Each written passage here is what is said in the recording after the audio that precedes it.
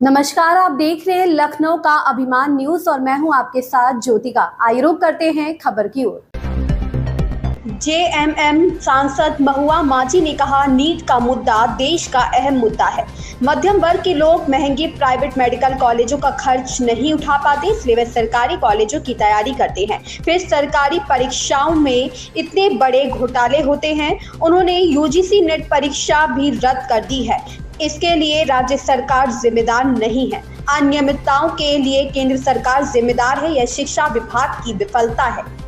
देखिए, बिल्कुल ये नीट का मसला बहुत ही गंभीर मसला है। इससे सीधे सीधे 24 लाख बच्चे प्रभावित हो रहे हैं। इस देश के मेधावी बच्चे, यहाँ जो प्राइवेट में मेडिकल की पढ़ाई बहुत महंगी है, करोड़ों खर्च करने पड़ते हैं, जो कि एक मिडिल क्लास फैमिली के लिए संभव नहीं है, और जिसकी वजह से वो सरकारी संस्थानों के लिए तैयारी करते हैं। और उसमें इतनी बड़ी गड़बड़ी, इतनी धांधली, केंद्र सरकार, भाजपा की सरकार क्या कर रही है? इतने दिनों तक आंख बंद करके बैठी है। उन्होंने यूजीसी नेट जैसे इंपॉर्टेंट एग्जाम को भी रद्द कर दिया एक दिन के बाद। इसका मतलब उसमें भी कहीं ना कहीं गड़बड़ी उनको पता चली है।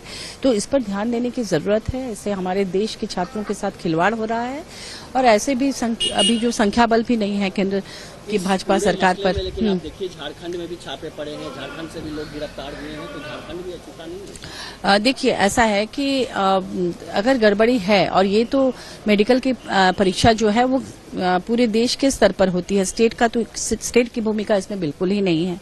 अगर कहीं पर गड़बड़ी हो रही है तो ये किसकी जिम्मेदारी है? ये स्टेट गवर्नमेंट, सेंट्रल गवर्नमेंट की जिम्मेदारी है। तो इसको देखना चाहिए कि आज हमारे देश में प्राइवेट संस्थानों में इतनी अधिक फीस लगती है, जिसकी वजह से बच्चे विदेशों में चले जाते हैं पढ़ने के लिए, यूक्रेन जैसे जाके फंस जाते हैं वहां भी।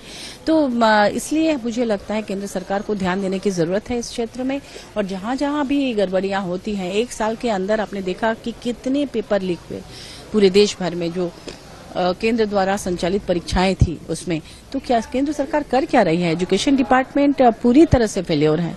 इसकी हम लोग घोर निंदा करते हैं। इस खबर में बस इतना ही। बने रहिए लखनऊ का अभिमान न्यूज के साथ।